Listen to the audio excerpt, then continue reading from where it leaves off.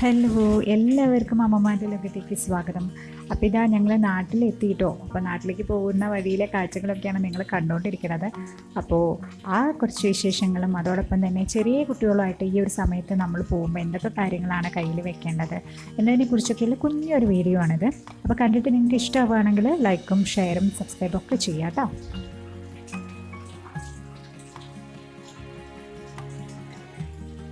പോകാൻ തീരുമാനിച്ചു കഴിഞ്ഞപ്പോൾ തന്നെ ആദ്യം ചെയ്ത കാര്യം എന്ന് പറഞ്ഞിട്ടുണ്ടെങ്കിൽ അവൻ്റെ അത്യാവശ്യം മരുന്നുകളും കാര്യങ്ങളൊക്കെ ലിസ്റ്റ് ഇട്ടിട്ട് ഇല്ലാത്തതൊക്കെ വാങ്ങി വയ്ക്കുകയാണ് ചെയ്തത്. അപ്പോൾ നിങ്ങളും ഇങ്ങനെ പോകുന്നുണ്ടെങ്കിൽ ശ്രദ്ധിക്കുക. 14 ദിവസം നമ്മൾ വീട്ടിൽ തന്നെ ഇരിക്കേണ്ടി വരും. അപ്പോൾ അത്യാവശ്യം മരുന്നുകൾ, പ്രത്യേകിച്ചും കുട്ടികളുടെ മരുന്നുകളൊക്കെ എടുത്തു വയ്ക്കാൻ ശ്രദ്ധിക്കണം. പിന്നീട് നമുക്ക് പുറത്ത് പോകാൻ പറ്റാത്തൊരവസ്ഥയാണെന്ന് ഓർക്കുക. അപ്പോൾ ഇത് അഗു എന്നെ ഹെൽപ്പ് ചെയ്യുന്നുണ്ട് കേട്ടോ മരുന്നൊക്കെ എടുത്തു വയ്ക്കാൻ. അപ്പോൾ ഇതിലിപ്പോൾ ഒരുപാട് മരുന്നൊന്നും ഇല്ല കേട്ടോ. അവൻ്റെ വോമിറ്റിങ്ങിൻ്റെ അതുപോലെ പാരസെറ്റമോൾ അങ്ങനെ 1-2 സാധനങ്ങളൊക്കെ ഉള്ളൂ.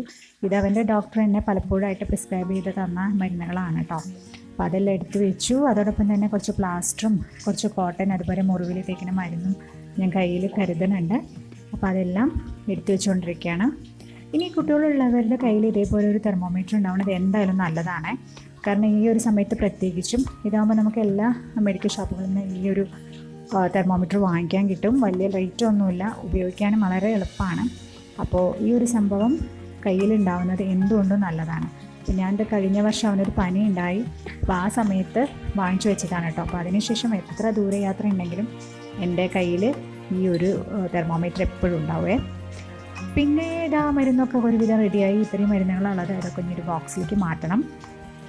പിന്നെ നിങ്ങളുടെ കുട്ടിയുടെ മെഡിക്കൽ റെക്കോർഡ്സ് എന്തെങ്കിലുമൊക്കെ ഉണ്ടെങ്കിൽ അതൊക്കെ കയ്യിൽ വെക്കുക. അപ്പോൾ ഞാൻ എന്തായാലും കയ്യിൽ വെക്കാറുണ്ട്. പിന്നെ അത്യാവശ്യ ഘട്ടത്തിൽ നമുക്ക് മരുന്നിൻ്റെ അളവും കാര്യങ്ങളൊക്കെ ഇതിൽ നോക്കിയാൽ മനസ്സിലാവും. അടുത്തത് ഡ്രസ്സാണ്.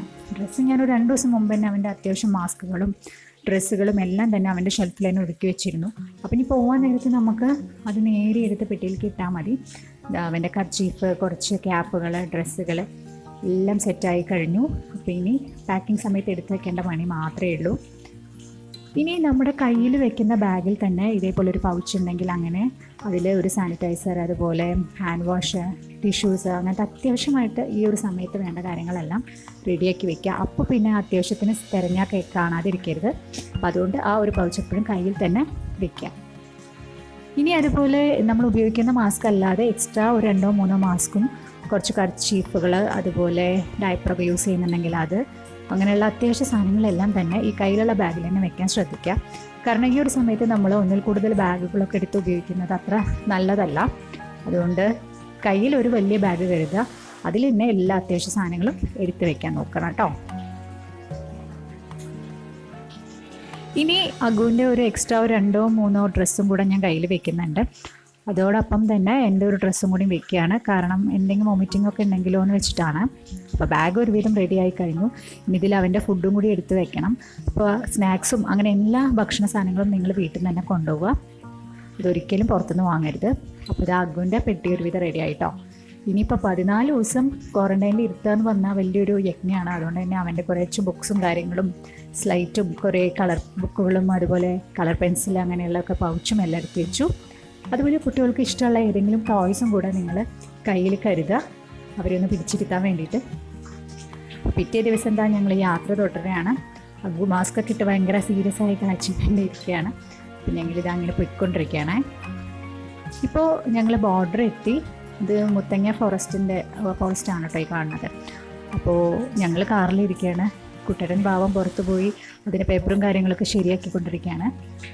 അപ്പോൾ നമ്മൾ പ്രഗ്നൻ്റ് ആയിട്ടുള്ളവരോ അല്ലെങ്കിൽ ചെറിയ കുട്ടികളുള്ളവർ അതുപോലെ പ്രായമുള്ളവരൊക്കെ ഉണ്ടെങ്കിൽ അവിടെ പോയി നിൽക്കൊന്നും വേണ്ട. നമ്മൾക്ക് നേഴ്സ് വരും, വണ്ടിയിൽ വന്ന് ചെക്ക് ചെയ്തോളും. ഭയങ്കര മഴയാണ് കേട്ടോ ഇവിടെ. നല്ല അസല് മഴയാണ്, അതേപോലെ തിരക്കുമുണ്ട്. നല്ല അസല് മഴയും തിരക്കും. ഇനിയിപ്പോൾ ഈ കോവിഡ് ഇവിടുന്ന് പിടിക്കുമെന്ന് ദൈവത്തിനറിയാം. അപ്പോൾ ഒരു 2-2.5 മണിക്കൂർ ആ ഒരു ചെക്ക് പോസ്റ്റിൽ കുടുങ്ങി. അത് കഴിഞ്ഞതാ ഞങ്ങളെ വീണ്ടും യാത്ര തിരിക്കുകയാണ്. അപ്പോൾ നിങ്ങൾക്ക് ഈ വീഡിയോ ഇഷ്ടപ്പെടുകയാണെങ്കിൽ ലൈക്കും ഷെയറും സബ്സ്ക്രൈബൊക്കെ ചെയ്യാം. Okay, by.